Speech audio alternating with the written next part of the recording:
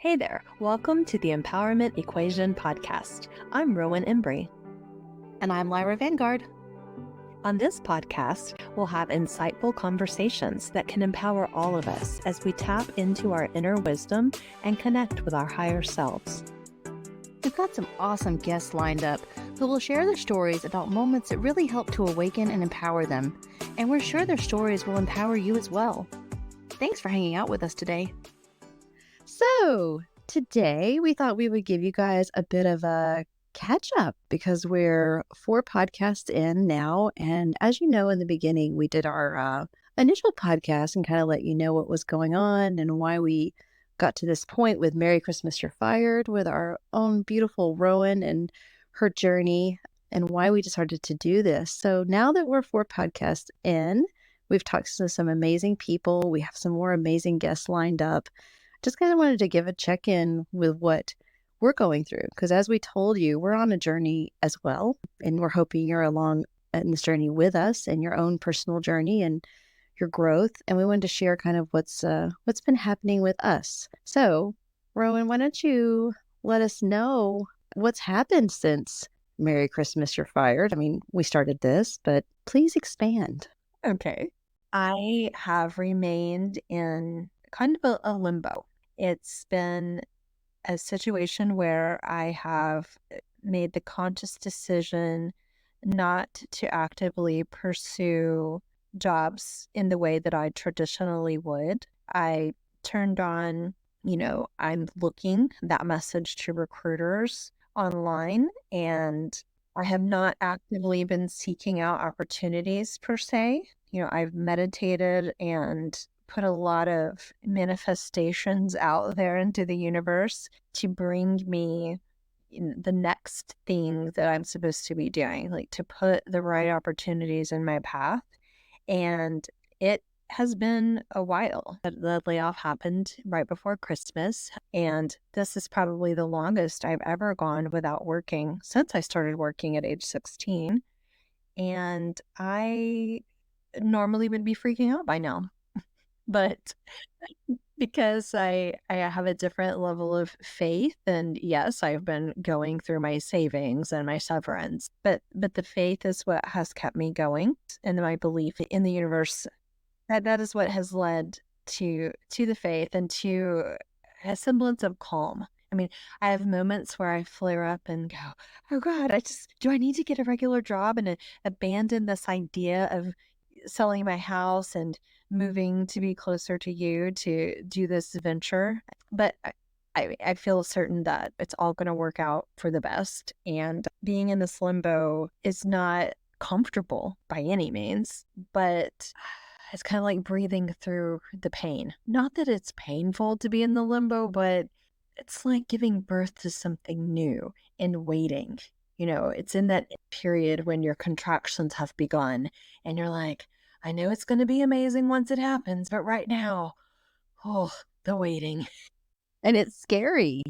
It's scary, the waiting, and it's scary because you don't know how bad it's going to hurt. It's like, how much more painful is this going to get? I'm glad we're talking about this because, we're in the process of pursuing something larger, right? This podcast and all the dreams and hopes we have and the plans that we have for this, for going forward with this and what this is, the potential that this has. And there's a lot of people out there that find themselves like you in an opportunity. It's like, okay, now I've lost the job. And we try to look at that as this opens doors for other things, right? So there's opportunities, and you had the faith to be like, okay, I'm going to take this other opportunity.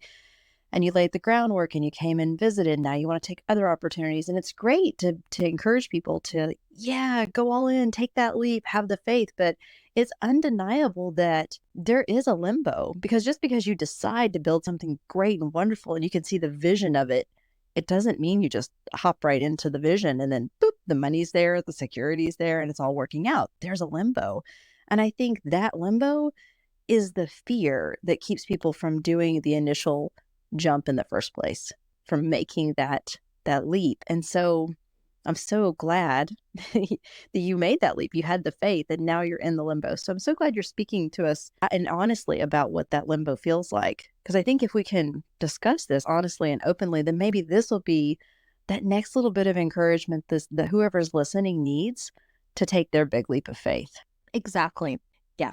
It's been a journey for sure because I have never before been comfortable with limbo. I've always scrambled to look for the next job or the thing I'm supposed to be doing. And I have sacrificed a lot of my personal desires regarding, working in more creative roles, for example, in order to make the money, in order to keep the lifestyle that I have been accustomed to leading. And to not have that now, to be on the brink of giving all of that up in favor of this beautiful creative endeavor is scary and exciting all at the same time. I say that because when I launched into this blindly and fully willing to jump off the cliff with you, I put my house up for sale. I had a giant estate sale and sold almost everything I own in one weekend. I currently have a mattress and a beanbag and just the most basic of dishes because I was determined that my house was going to sell immediately and I wouldn't need all of those things. And it's taken longer than anticipated. I know that it will happen, but this is not how I plan to be living. And so I feel like it's taken me back to my college days, before you can really afford to have all of the nice things you want. But I did this willingly because I have to shed material things if I'm going to pack up and move so far away. It seemed to all make sense at the time. And so, as long as I don't look back and don't let the old me come creeping back in and say, "What are you doing with your life? Does this make financial sense?" As long as I keep that at bay and I just breathe and I keep looking forward and living in the moment. I would say living in the current moment has been the most important thing. That's what keeps the fear from choking me. That's an amazing tip. I was just going to ask you, what is the tip? Because, like you said, we've talked about this before. You're a Taurus, you're a creature of comfort. You talked about this amazing bed that you sold recently that was just like the perfect bed. And it was like your one place that you love to go and get comfortable at the end of the day and just be. And you even let that go in favor of the future. And that was an expensive bed. I mean, there's lots of things that you let go during this sale, and now you're, like you said, you're living so sparsely. So that's so key that you are telling people that so how do you stay in the moment when you look around and you're like, all I have is a few sparse dishes and I have nothing now. I've let it all go. Like, how do you get in the moment and keep that fear at bay? What else are you doing to be in the moment? Well, on a daily basis, I would say that physical activity, like going outside, taking a walk, coming back in, doing Kundalini, which is a lot of deep breathing and moving meditation. It's a form of yoga, a very different form of yoga than any of the others that I have been accustomed to before.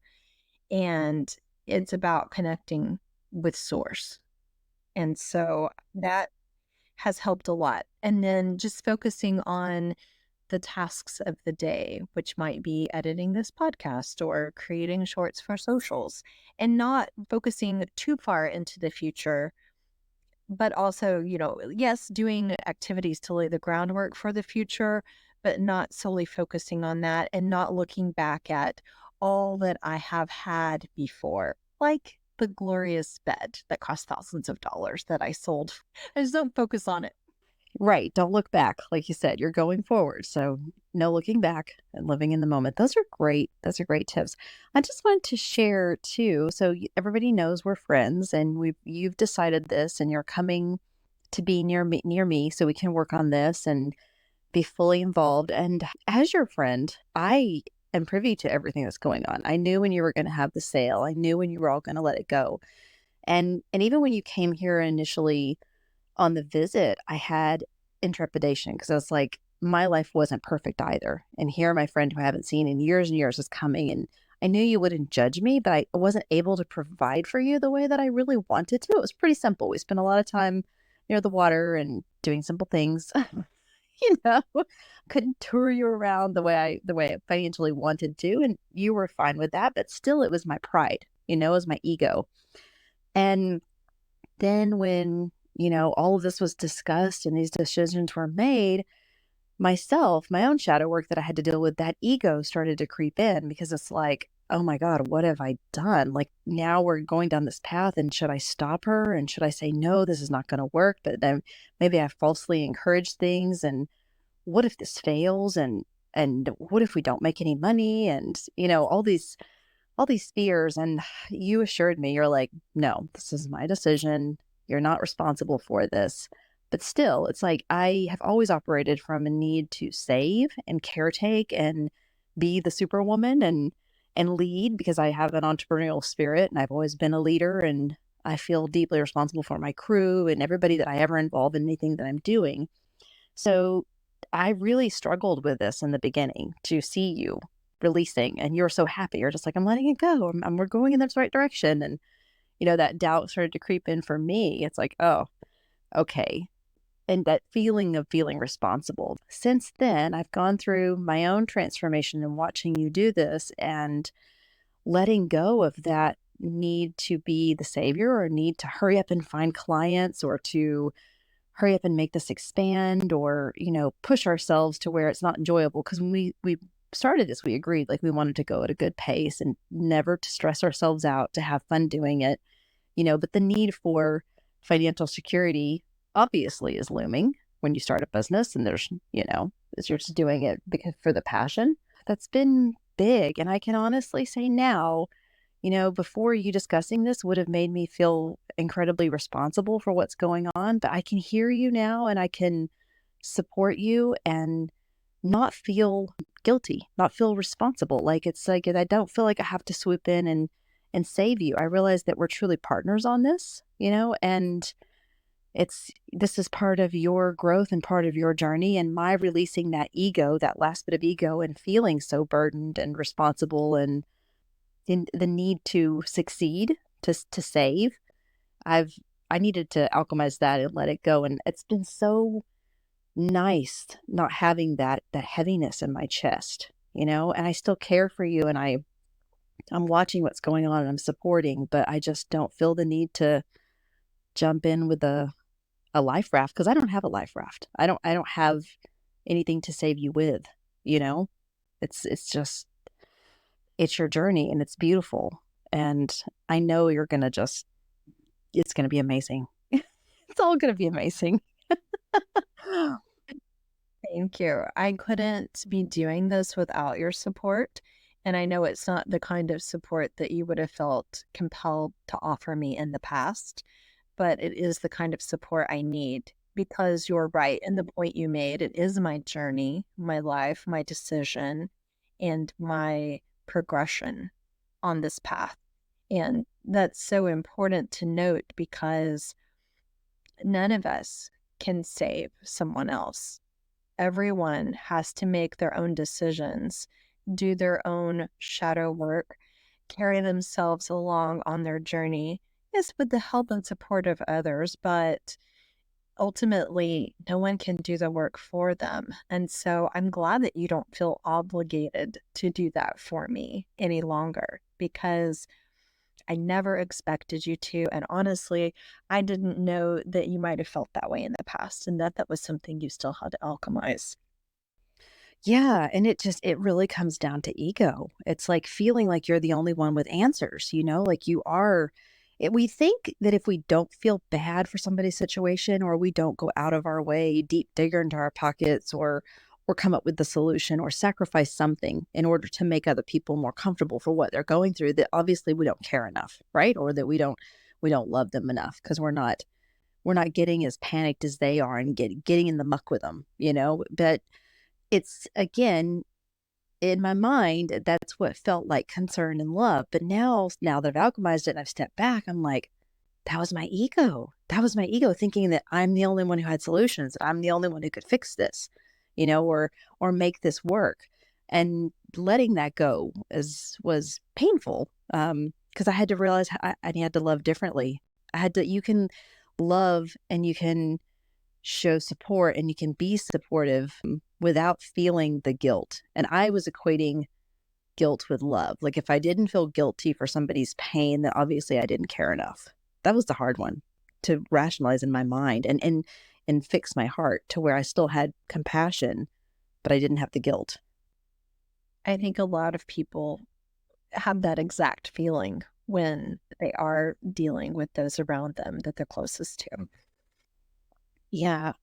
And that's a hard one. It really is. I can't even tell you exactly when that shift happened because I spent so many times literally just in tears, tears in the shower, tears on my knees in my bedroom, tears just releasing that. You see, and now it brings a little tears now, but tears more of joy that it's truly something I don't have to wrestle with anymore. And honestly, it was part of it was just asking my higher self to just help heal this.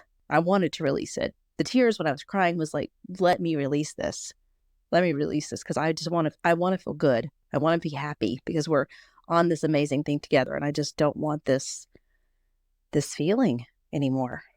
And it's just, yeah, it was, and it just kind of the shift happened. And then I realized I was like, okay, I'm okay. And talking to you about it too, and you telling me like, you literally said, I don't expect you to come up with X amount of clients to support me next week, next month, next year. Like, I don't expect that. And I was like, oh, okay. All right. It'll happen when it happens. you know? That's right. It will. Yeah. The speaking about the pace at which this grows, that's an important point as well. I don't think that we are on this journey to, yes, we want to help people. That's the ultimate goal. That's why we're here. That's why we're doing this. That's why we're sharing our stories and other people's stories. And it's why, you know, we want to coach people with everything that we offer on the site. But we are not doing this at a soul crushing pace, if you will, because that's the other thing we are both working on is, moving more into our divine feminine. And I feel like women should run businesses differently than men do. Because for so long, business has been run in such a male dominated way. And I don't feel like that is the way we would be comfortable running this business. Oh, absolutely not. And it's just, I feel like it's the divine feminine coming online to the collective consciousness, really, because even just beyond being a woman, we listen to Christopher Witecki. I give him credit; he's got an amazing business himself. But even he is saying things like collaboration is the new cash. I mean, like it's people are, especially in the spiritual business, we are in business, of course, to survive and thrive. We shouldn't work for free. We shouldn't suffer. This is not a martyrdom situation. Like we're sharing knowledge and we should be compensated for what you give. But this is the thing. It's like the energy in the world is shifting to where now that it's not about tactics. It's not about your commercials or leverage or what you're doing in order to get to the top, to get so many views, to get whatever, whatever you're searching for that's going to bring in the financial abundance, but it's literally quality. It's what is the quality of what you're putting out? What are the collaborations that you're aligning with? Who are the people you're partnering with that's getting your message out there, that's providing quality? And then that quality of lifestyle will come back to you. It's a reciprocal. Like I feel like business is more reciprocal now. It's going back into that you're getting compensated for whatever energy you're actually putting out. There's no more way to manipulate and earn money. I think that paradigm is shifting and that old way of doing business is falling off, which is good. Thank goodness for that, because after being in the corporate world for so many years and working in male dominated environments, it can be a crushing pace to try to keep up with that constant churn output. And what did you accomplish? And what are your numbers? And how much have you done? And did you work 60 hours this week? That's not any way to live and to have a fulfilled, balanced life. Exactly. Exactly. And I'm so glad that we're willing to take the risk to let the flow of energy come in the form of abundance in measure with what we're putting out. So as we put out more content, as we put out more information, I really do feel like we're going to start seeing that come in. And then it's going to feel so much more rewarding, I think, than going like, oh, which advertisement paid off the most and how much what was our ad spend? And, it's just, I know we're going to get to that point too. I'm not saying advertising is a bad thing. Of course you get to the point where you need it, but it's like, I like that we're finding our flow, we're finding our pace, we're putting the content out there, we're getting used to how this goes and yeah, and growing in the process. And that's what I wanted the listeners to hear is like, we're growing. And I want you guys to, when you come on and listen to this, I want you to be able to track and see our growth as well and be encouraged by it. It's exciting to be at the beginning of something that's going to blossom and expand. Absolutely. I'd love to speak to how good it feels to be in the moment. There's always going to be hiccups, right? There's always going to be times where you feel like you're out of vibration or you're just having a bad day or that worry creeps in. But you know what it was like to be in the flow, right? So you can just take a deep breath, like you said, and let those feelings pass through and don't judge yourself for them. They come and go, And through my study of all the astrology and stuff, I've realized that it's like the universe has an effect. There's so much going on right now. It's not just everybody's individual journey. The whole universe is shifting. Our planet is shifting. It's like everything is getting upgraded. We are in a huge consciousness upgrade. The consciousness of the planet, the plants, all the astrology, that every person on the planet, we're all kind of leveling up together. And there's a lot of growing pains, and there's a lot of ecstasy and realization in the growth too. And they go like, oh my God, I made it. I grew. Yes. So there's a story that I saw recently about being in the moment. But I do still watch TV on occasion, and it was in this series I was watching, and one character told another character this story, and I thought it was just a beautiful description about living in the moment. This man was being chased by a tiger, and he found himself at the edge of a cliff. And so to get away from the tiger, he crawled down a vine. But halfway down, he noticed there was another tiger waiting below. So he had nowhere to go. There was a tiger above and tiger below, and they were both waiting to eat him. So hanging there on the vine, he noticed there was an outcropping of strawberries. Don't ask me how those are on a cliff face, but in this particular story, they were. And so the man decides he's just going to enjoy some strawberries while he's hanging there on the vine. And he's not looking back and he's not looking forward. He's just enjoying his strawberries because that is what is available to him in the moment. And I thought that is so great because that is how I have felt at times in the limbo. Not that there's a tiger waiting to eat me moving forward because I feel like that's Valhalla, but the strawberries. Yeah, just savoring what I am in right now each day. Wow. Oh, that is beautiful. I love that story. Thank you so much. That's amazing. And like you said, I guess those strawberries are, creating the artwork for our covers of our podcast and doing your editing work and being creative in this endeavor. It's fun to do that every day because I haven't always gotten to be that creative because I've worked in industries that have been relatively dry and boring, helpful to people, but not so creative, not in terms of feeding your soul. Yeah, absolutely. Wow. Well, I hope that our listeners then, I guess, can look at this and find the strawberries in their life, whatever their big leap is they need to take, or if they're right now in the limbo of whatever leap they already took. I would highly encourage you, yes, to try to be in the moment and find those strawberries. And like Rowan said, and maybe she can share a little bit more about, ways to locate the strawberries, like through the taking a walk or the movement, or what are some of the other things that you suggested, Rowan? Being grateful is one of them as well. Focusing each day on what you are grateful for, even if it's something as simple as you finding a great deal on the grocery store, buy one, get one. It can be just that simple, just focusing on what you're grateful for. And then maybe it's something I learned from the book, The Magic, which is all about gratitude, is before you go to sleep each night, thinking about the best thing that happened that day and focusing on that, the thing that you're the most grateful for.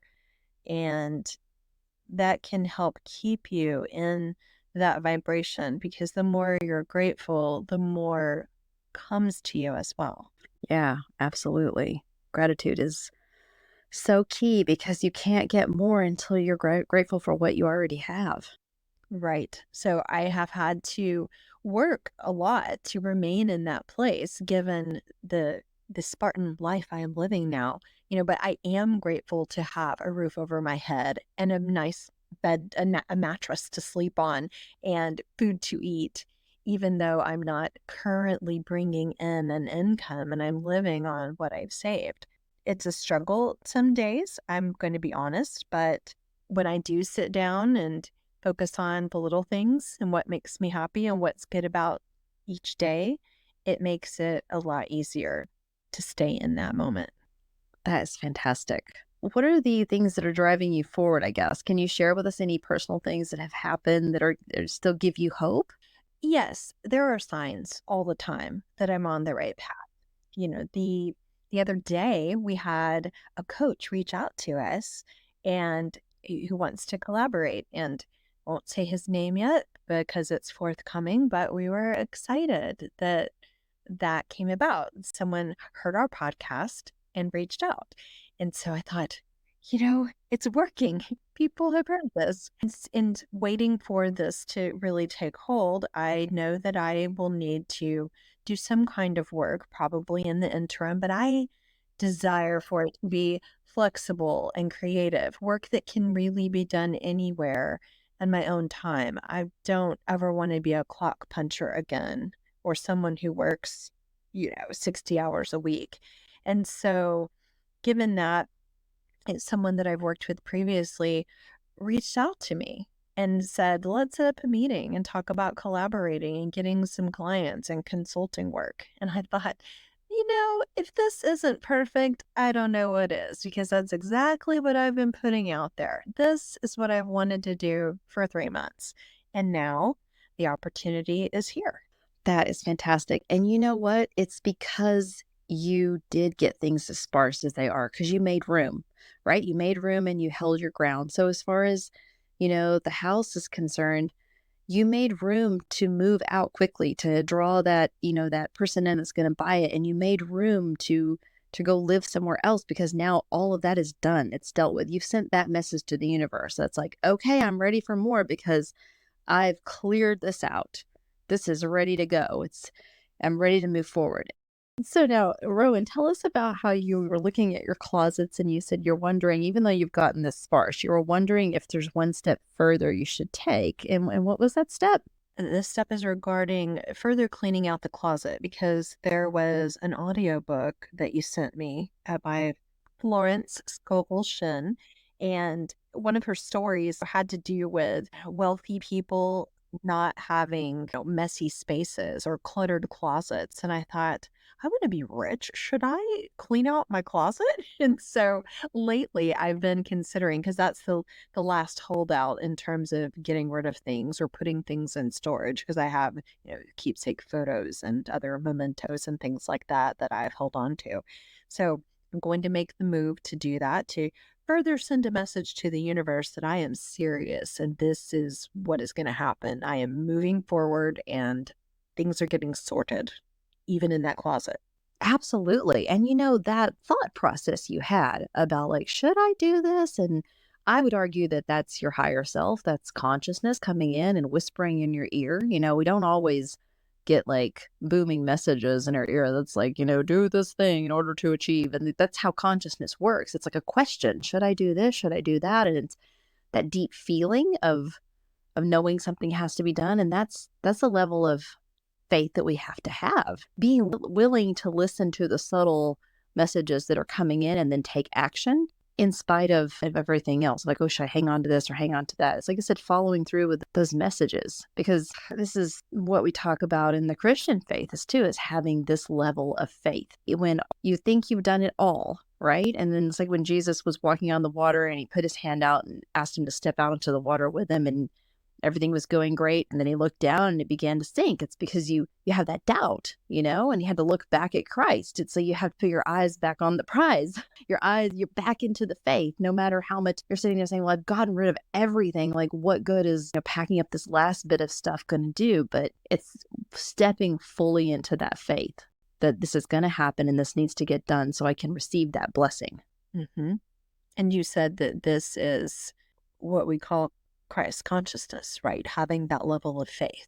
Yes, having that level of faith. And we as Christians are like, well, how much faith? And we kind of do some spiritual bypassing with Christ as well, because we are learned that, just give it to God and pray about it and that's it.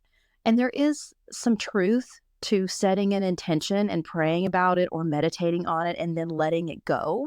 That becomes necessary at some point. But there's also other aspects. There's the taking action. There's the putting things into motion. Things have to make logical sense in this physical realm. So money can't just fall out of the sky and into your purse and it's just like that's how you get rich. I mean, there has to be cause and effect, right? You have to produce something to receive the wealth. You have to clear something out to make a move possible. There's clear actions that have to be taken, but they can be guided actions. And guided actions are like when you get that intuition. Oh, I remember what Florence Scovel said about rich people in closets. I wonder if I should do that. That's a guided action. That's intuition. That's a message from source. We just don't see it that way because it wasn't an angel that came down. It's like, please clean out your closet. Right. They're not going to do that. God's not going to go, this will work a lot better if you. That's not how it happens. It's our intuition, right? It's our subtle feelings of what should happen, shouldn't happen. We all have it within us. It's just that we ignore it or we bypass it because we get lazy because we're like, not now, maybe next week. And it's like, that could be the one action that's going to put you further in alignment with what you really want. That's right. It could be the one thing that is keeping my house from selling. So I'm going to do it. Good thing. Because it's all about mindset, because we're creating our reality anyway. So this is how this works too. It's not like the universe is watching you and going, you know what, we're just going to sit here and we're tapping our thumbs and until she cleans that closet out, we're not going to give her her wish. That's not how it works. It's because subconsciously, the closet's packed. It has to be done. You're the one who's procrastinating or putting it off or whatever feeling you're having about it. I can't pretend to know, but whatever emotion is in that closet, because it's stuff, because this stuff has energy and that stuff has emotional ties to you. So there's something there that is keeping you held back. But the minute you deal with it, that's not only clearing out the closet, it's clearing out the emotional stuff that is a representation of the closet that clears the path for you. That is absolutely accurate. It's very insightful. Yeah. And that's just how most people have to look at most things in their life, whether it's a relationship or a closet, until you deal with it. It's really difficult, though. It can be, when it stirs up. Mm-hmm. So yeah, get those boxes. Done. Look for the places where you can have more faith. You have to be careful of the spiritual bypassing.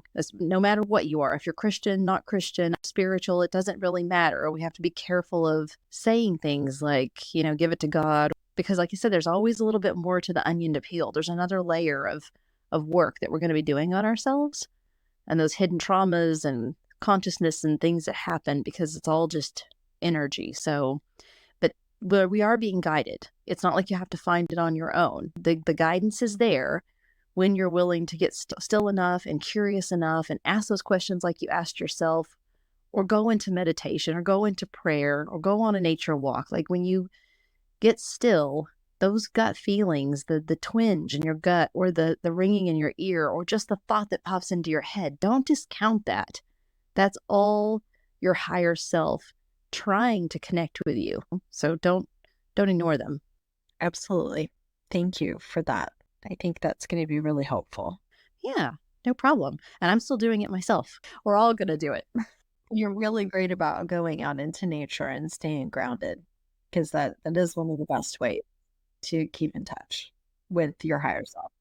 Right, right. And I know that, some of us don't always have access to nature or it's harder, or it's more difficult. But even if we can't, we can bring nature into us. I don't even care if you're stuck in a high rise apartment. Like I said, go get in the shower. There's nothing more natural than water. Like just go get in the shower, let the water run over you, feel the beauty of it, because water is very energetic. It carries information. So we talked about this before, praying in the shower, meditating in the shower, like the intentions that fill the water that's literally washing over your body and down your face, and just like it's very cleansing. And like I said, it carries information as well. So the water that touches you, that falls over you while you're feeling the emotions, will flow through, and it's an amazing experience. So like I said, I've positioned myself to where I did give up everything. I sacrificed everything just to be in a space where I can go be in nature safely.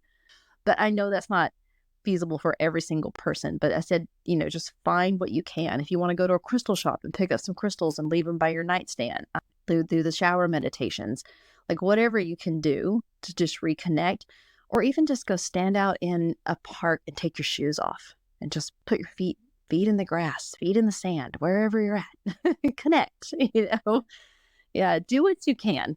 Do what you can, because it's helpful, because we're part of this earth. And I think in modern Western day society, we have become so detached from Mother Earth. We just feel like, we wear our shoes, we live in our houses, we wear our clothes, we drive our cars, we're in our offices. It's hard to remember that it's like, wow, we're part of this creation as well. Because when you're very encapsulated, you don't feel like a part of nature, but you are nature. Right. And then with your job situation, like you said, you knew you needed some money in the interim, but you weren't willing to just jump on anything that would put you back into a space of not being able to live where you wanted to live, or have the flexibility, or even, like you said, do something that's just not as creative and more soul crushing just for the paycheck. So you've said no, I know you have, to some opportunities that were more in the vein of the past, but you knew it was too aligned with the past. So you're like, that's not for me. I need the flexibility. I need the creativity. So you're sticking to your guns, and it's now coming into alignment. You're getting those creative opportunities. You're getting that remote opportunity. So that's amazing. But you wouldn't have had it had you been fearful and jumped on the first thing that was like, okay, you got to be in the office 8 hours a day. And this would have been a snail's pace if you had accepted something like that. We wouldn't be able to move as quickly as we have. It's true. And I will tell you, like before the eclipse, even old me would have been saying, "Are you crazy? They just offered you $120,000. All you have to do is drive an hour to be in the office." And then new me is like, it's not even hard to say no to that. I don't want any of it. Right. And that's what we have to do, is get really clear on what we want. I mean, we can't have this vision of a dream life, right? If we don't get very clear and start saying no to the things we don't want. Because you can't have your life full of stuff you don't want and then trying to welcome in something new. It's kind of like you have to pour out what's in the cup so it can be refilled. You have to. I agree. So for me, the work is too important. What we're doing is too important to keep that cup filled with everything that I had before, because you're right. This was never going to happen while I was focused on strictly making the money, on doing whatever it took to make a certain amount of money. Mm-hmm. And that is a really hard place to shift out of, though, because that money seems so secure, and it has the physical evidence of security, because you have the things that money can buy. You have the nice bed, the mortgage is paid on time, everything is fine. And that's another podcast we were going to go into later, was the, being comfortable in your discomfort. And like, what point do you have to get to where you realize it's not worth it anymore? Right. I think that probably job was the last holdout for me, because certainly I've come to that place in relationships where I've said, you know what? I am tired of being comfortable in my discomfort. Enough is enough. You know, and I've ended so many relationships because of that, marriages and otherwise. But the job, I was never willing to do that. Like you said, because of the security that it brings and the money, and money brings security in my mind and freedom. So, but are you really free if you're working 60 hours a week to keep that paycheck? Right. And the answer is no, because this is something right now you're doing that is you're passionate about, that it would be something you would have wanted to do then, but you wouldn't have been truly free to do it. So as you pointed out the other day, in some ways, I am freer than I was before. And I don't intend to continue not having an income. Certainly that will come all in good time. I'm aligning with that next great opportunity. Mm-hmm. And that's beautiful. That is so beautiful. I'm so proud of you, my friend. I'm so proud of you. And thank you. Yeah, it's been a lot of growth in the last couple of years, like a whole lot. And growth is not without growing pains at all. But I feel like on the other side of it, I will be taller and stronger, and life is going to be even more amazing than it is now. Yeah, absolutely. Absolutely. And I just wanted to share with our listeners as well, if you're wondering, it's like, well, Lyra, where's your limbo? Where did you? Well, I've already dealt with my limbo because I lost everything a long time ago. Yeah, we'll go into that full story later, but I did, I had the career, I had the house, I had the kids, the dogs, the man, all of it. But back in right before COVID, I was doing all this stuff, and then just I had hit that point where I realized I'm not comfortable in my discomfort anymore. I'm just not. This is not where I want to be or what I want to be doing. So I let everything go and I started traveling, and that's how I found enough space, and I started sleeping on the floor on a mattress. Like, I was to the point of sparsity. I didn't desire anything anymore. All I desired was me. And so I had to go inward and learn how to love myself through all of this studying and time in nature. And I moved to a very beautiful place where I could spend so much time outdoors and so much time with source and aligning with my higher self, to get to this point where I'm ready now to share it with others. But yeah, my limbo was a while back. And that's why now the last, not even the last, I know I'm going to keep alchemizing more because it's never over. This is always a journey. We're always going to be growing and learning. As long as you're alive, there's going to be more to discover, more to unfold, more to peel back. Yeah, so I'm at the point where I've let it all go, and now my cup is empty too. So now we have two empty cups. But we have all this wisdom, right? We have all this fulfillment of really truly loving ourselves enough to risk everything, to say, I'm worth more. I'm going to let all the stuff that is not worth my time, not worth my energy, not fulfilling my soul. I'm going to let it go. I'm going to pour it out. And I'm standing here with this empty cup, and I'm going to give all of myself into my passions. And I know that this cup is going to be replenished with something better, something more fulfilling that doesn't crush my soul. That's right. A delicious golden drink of our choice. So, on that note, cheers, my friend. Cheers, Rowan. We got this. And you know what? So do you guys, all you listeners. You got this. We're raising our cups to you as well. So go out there, whatever point you're at. If you're going to make the leap, I hope this encourages you to make that leap, live your passions. If you're in the limbo, I hope this braces you and feels supportive to know that, limbo is not forever, and it is survivable, and there's things you can do, and that you're just on the other side is what you're searching for. It's waiting. It's just all about aligning. All right, guys. Well, until next time. Bye-bye. Bye-bye. Hi, it's me, Lyra, at Empowerment Equation.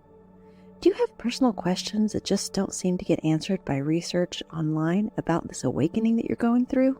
Do you wish you had some personal guidance? If so, I'm here to let you know that I am available over at empowermentequation.com under our services. I can help with a myriad of personal experiences such as unwinding religious trauma, conscious uncoupling, and what is my purpose? These are all big questions that most people have. I coach with a unique set of tools that I've developed along with my empathic wisdom and deep knowing to help you make massive transformations.